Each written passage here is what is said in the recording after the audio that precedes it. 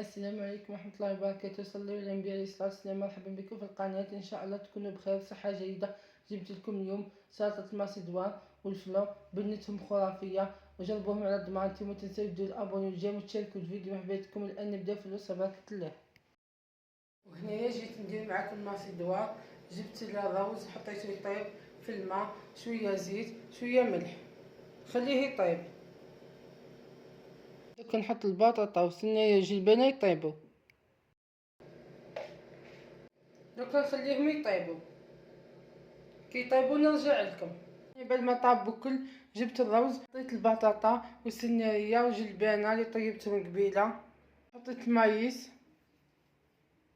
حطيت طافتي كيما هكا، حطيت بطاطا الزيت، نزيد نحط شويه لاصوص، نحط المايونيز، خلطهم في بعضهم كيما هكا، شويه ملح شويه فلفل الكحل، خلط.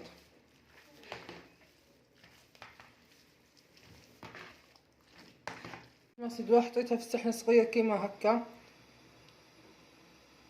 نحيها كيما هكا. شوفوا الشكل كيفاش جا. جبت طابلة القلب كيما هكا، شوفوا كيفاش جا قلب منا. نزينها كيما هكا بالبطاط المرحي، نزيد نحط جهة البطاط تاعي كيما هكا.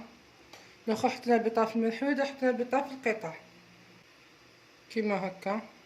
دوكا نزينها بالمايس هكا كيما هكا من الفوق. والشكل النهائي تاعها شوفوا كيفاش جات السلطة، الشكل تاعها.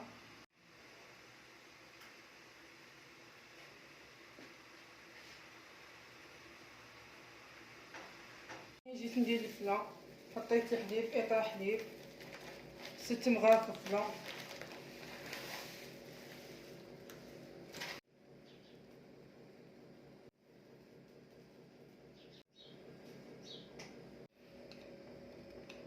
نحط مغرف السكر، نقعد نحرك فيه كيما هكا حتى يطيب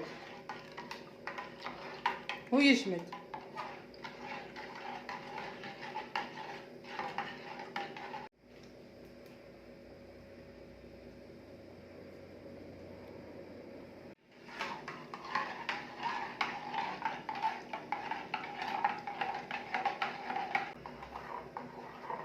بعد ما طاب الفلا صبيته في الكيسان كيما هكا تاع الفلا. وهذا هو الشكل النهائي تاع الفلا. تكون نحطو بكي يجمد في الفريجيدير.